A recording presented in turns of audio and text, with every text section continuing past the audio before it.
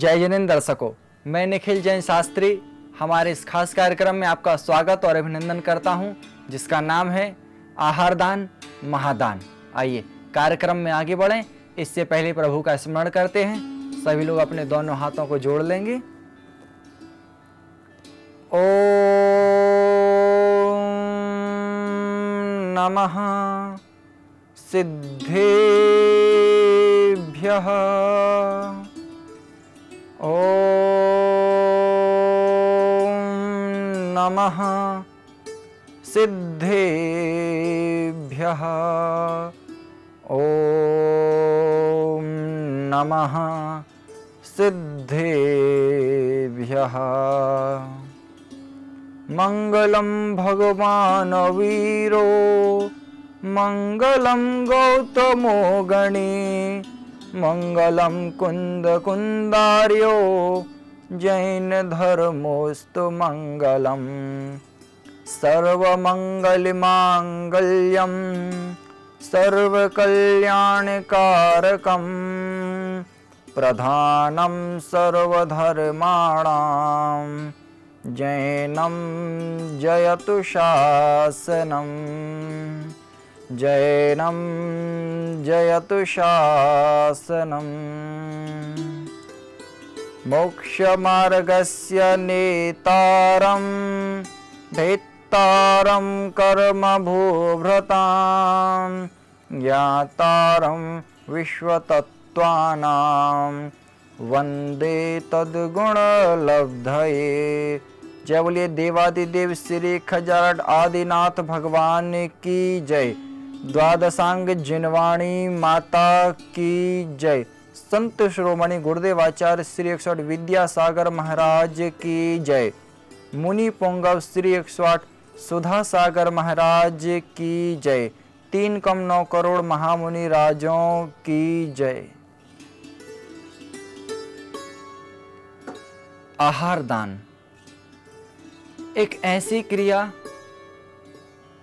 जो हमारे 24 घंटे के, एक सप्ताह के, एक माह के, एक वर्ष के, या यूं कहें हमारे पूरे जीवन के पापों को नष्ट कर दे। इसका नाम है आहार दान। आहार दान एक ऐसी क्रिया जो हमारे जीवन को पूर्णिमासी के चंद्रमा की तरह उत्तरोत्तर उन्नति को प्राप्त कराए। आहार दान एक ऐसी क्रिया जो हमारे जीवन को एक सामान्य मनुष्य से उठाकर देवताओं से भी श्रेष्ठ बना दे। देवताओं से श्रेष्ठ ऐसा भी कोई कार्य है जो हमें स्वर्ग के देवों से उत्तम बना दे? बंधुओं, वैसे तो कहा जाता है कि जो स्वर्ग में रहने वाले देव हैं वे हमसे कई गुना श्रेष्ठ होते हैं। पूजन की बात करें तो पूजन में वे हमसे कई गुना भव्य तरीके से, कई गुना सुंदर, पवित्र और दिव्य द्रव्यों से पूजन करते हैं। शारीरिक बल की बात की जाए तो हमसे कई गुना उनमें बल होता है, लेकिन एक ऐसा कार्य जिसमें ना तो उनका वो साथी से पुण्य काम में आता है और ना ही उनका वह शारीरिक बल जिसके माध्यम से वे उस कार्य को संपन्न करें। एक ऐसा कार्य जो करने का देवताओं को हक ही नहीं कहा गया है। आचार्यों ने लिखा है कि स्वर्ग के देव मनुष्यों से भले ही हर कार्य में श्रेष्ठ हो जाएं, लेकिन एक ऐसा कार्य है जिसमें भी हम मनुष्यों से पीछे ही रहेंगे, और उसका नाम है आहार दान। बंधुओं, ये आहार दान की विधि, ये आहार दान का कार्य ऐसा है जो हम मनुष्यों को स्वर्ग में रहने वाले देवताओं से श्रेष्ठ बना देता है। रे मनुष्य, तुम कितने भाग्यशाली हो, तुम कितने पुण्यशाली हो। हाय हाय, मैं स्वर्ग का देव भी बन गया, लेकिन मुझे यह आहार दान करने का अवसर कदापि नहीं मिल सकता। इस तरह वे देव हमेशा अंदर ही अंदर दुखी रहते हैं कि काश मुझे भी आहार दान जैसा पवित्र कार्य करने को मिल जाता, क्योंकि यह जीवन का सबसे श्रेष्ठ कार्य माना गया है।